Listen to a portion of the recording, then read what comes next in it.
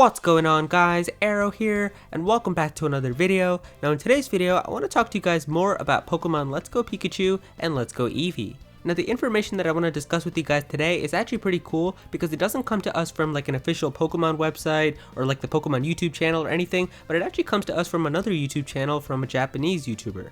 Now obviously I don't speak Japanese, so I can't tell you exactly for certain what happened here, but from what it looks like, it seems like Nintendo or Game Freak or the Pokemon Company has invited this very popular Japanese YouTuber, because he's definitely very popular. He's got like 6 million subscribers on his YouTube channel. It looks like they invited him to come to Game Freak's headquarters and kind of just take a look at the development of Pokemon Let's Go Pikachu and Eevee, as well as get a chance to play the game. So it's actually pretty cool. This person uploaded like a vlog of him talking with Mr. Masuda and getting a chance to play Pokemon Let's Go Pikachu and Eevee and seeing some other stuff around at the Game Freak office. So definitely go ahead and check out the full video. I'm gonna have some of his clips playing in this video as well, but definitely go and check out the entire video. I think it's pretty fun to watch even if you don't understand Japanese.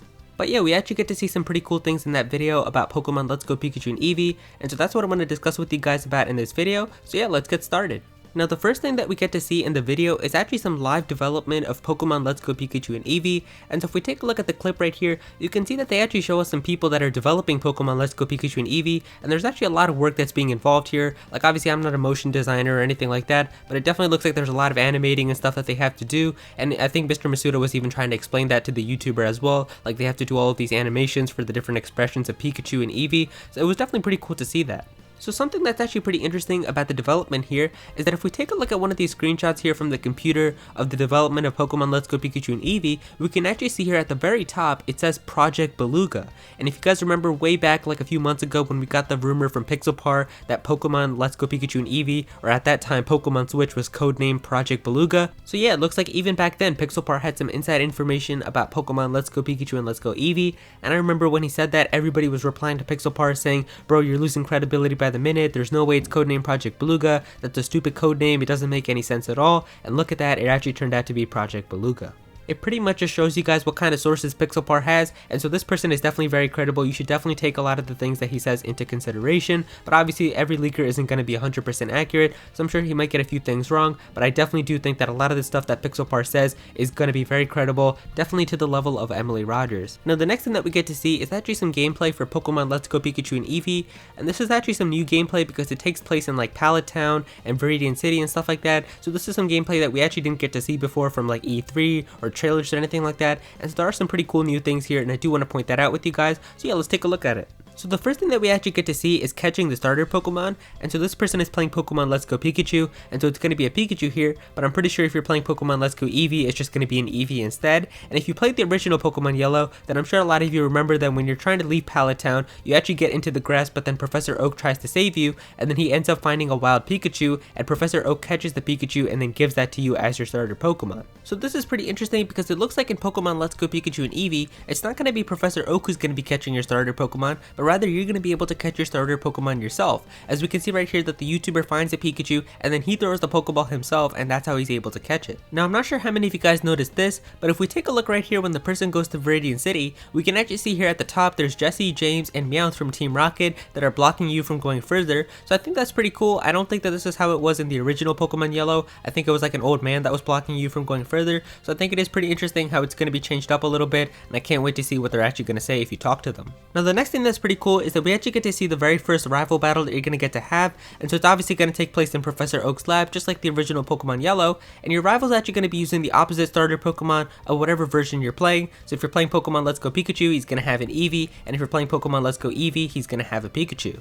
Now we can see here that your rival's Pokemon is going to be one level lower than your Pokemon, but there were some cuts throughout this video, so I don't know if the person went to like go train and then leveled up before he came back, so I can't really tell you exactly how it's going to go.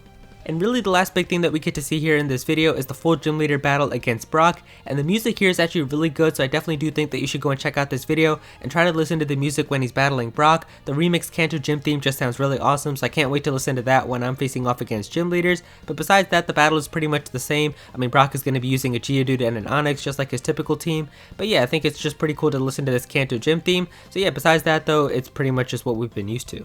Now I also want to discuss with you guys some potential hints that we might have for some mega evolutions within Pokemon Let's Go Pikachu and Let's Go Eevee. Now if we take a look at the official Pokeshopper Twitter account, and if you don't know Pokeshopper, it's basically just a website for a lot of Pokemon merchandise and toys and stuff like that, they posted a tweet saying that Mega Charizard X, Mega Charizard Y, Mega Venusaur, and Mega Blastoise are all going to receive figures, and they're going to be released this November. And that's pretty interesting because these figures are going to be releasing in November, and that's right around when Pokemon Let's Go Pikachu and Let's Go Eevee are going to come out. So a lot of people do think that with Mega Evolution figures releasing right around when Pokemon Let's Go Pikachu and Eevee are going to be coming out, especially for the Kanto starter Mega Evolutions, it could mean that Mega Evolutions are going to be within these games. And obviously this makes a ton of sense because if Kanto Mega Evolutions are going to be within Pokemon Let's Go Pikachu and Eevee, obviously the three most iconic ones are going to be for the starter Pokemon, so those are the ones that they would obviously want to make into the figures and try to sell them as merchandise, so it would make a ton of sense to have them included in Let's Go Pikachu and Eevee.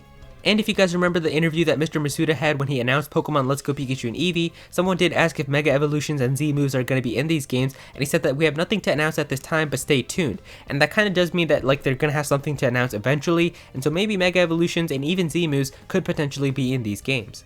Now I tweeted about this on my Twitter as well, so let's take a look at my Twitter and see if we got any responses. I asked you guys how you feel about the new gameplay that we got to see for Pokemon Let's Go Pikachu and Eevee and the possibility of Mega Evolutions returning.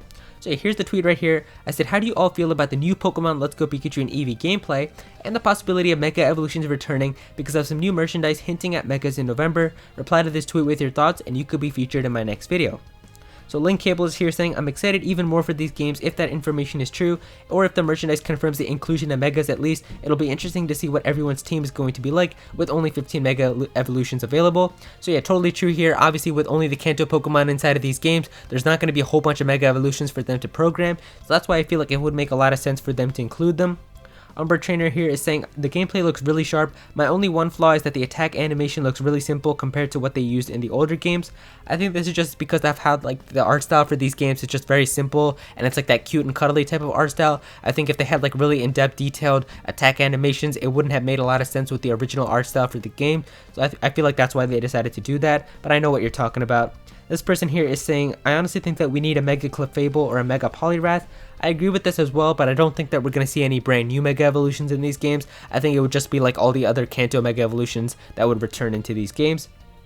Joe here is saying, if they do return, it will be such a relief. We haven't had any new Mega Evolutions since Omega Ruby and Alpha Sapphire. It will be amazing, and if they add a Mega Arcanine, I'd be happy. That's totally true as well. I think a lot of people would be happy if they added new Mega Evolutions. I just don't see them doing it. I think like that might be a Gen 8 thing.